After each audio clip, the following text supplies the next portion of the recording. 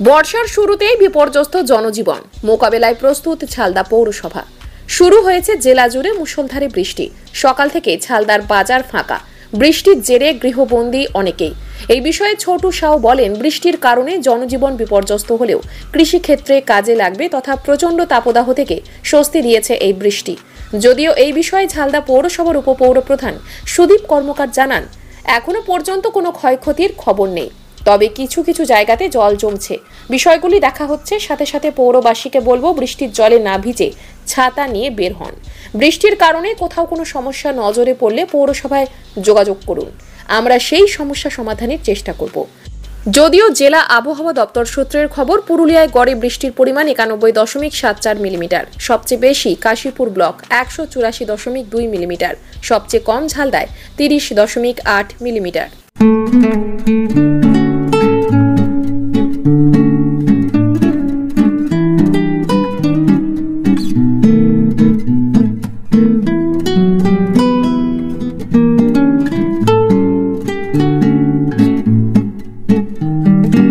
এই বর্ষায় একটু তো জনজীবন একটু অব্যাহত হয়েছে। বাকি আবহাওয়া দপ্তরে যা জানা যাচ্ছে যে আরও আগামী 2-3 দিনের থাকবে। এটাতে কৃষকদের ক্ষেত্রে খুবই ভালো খবর এবং গরম থেকে রেহাই পাওয়া গেছে, এটা একটা মানুষের জন্য আনন্দিত আর কি। বর্ষা তো নেমে গেছে, বর্ষার সময় ঠিক বর্ষা নেমে গেছে। এখন আবহাওয়া দপ্তরের যা খবর তাতে এই আবহাওয়াটা এখন আরও 2 থেকে 3 দিন আশা করি থাকবে আর কি। এই মতো অবস্থায় আমাদের পৌরসভায় সব যারা কনজারভেন্সি স্টাফরা আছে বা পরিষ্কার পরিচ্ছন্ন করে তাদেরকে সবাইকে বার্তা দেওয়া আছে, বিশেষ কোনো জায়গায় কোনো যানজট, কোনো ড্রেন, কোনো আবর্জনা কোনো জায়গায় যদি জমে থাকে সেগুলো তৎক্ষণাৎ পরিষ্কার করে দেওয়া যায়, জলটা যাতে বেরিয়ে যায়। ঠিক আছে, এছাড়া আমাদের ঝালদাতে কিছু কিছু জায়গা আছে যেখানে জল জমা হয়, সেগুলোকে পর্যবেক্ষণ করার জন্য আদেশ দেওয়া হয়েছে তাদেরকে। পৌরবাসীর উদ্দেশ্যে কি বার্তা দিয়েছেন এই বর্ষায়?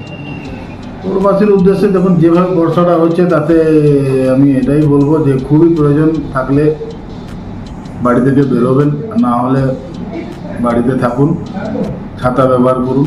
ঠিক আছে, জলে যতটা সম্ভব বেঁচে থাকা ভালো, কেন আবহাওয়া যেভাবে অল্পতেই রোগ জ্বালা ছড়িয়ে যায়, সেই জন্য যতটা প্রয়োজন হলে বেরোবেন, নাহলে বাড়িতে থাকাই ভালো। প্রবল বৃষ্টিতে যদি কোনো মানুষ কোথাও কোনো বিশেষ যানজট বা কোনো সমস্যায় যদি পড়েন, পৌরসভা আমরা আছি, আমরা আপনাদের পাশে আছি। আমাদের কাছে যোগাযোগ করবেন, আমরা আপনাদের সহযোগিতার জন্য অবশ্যই আছি।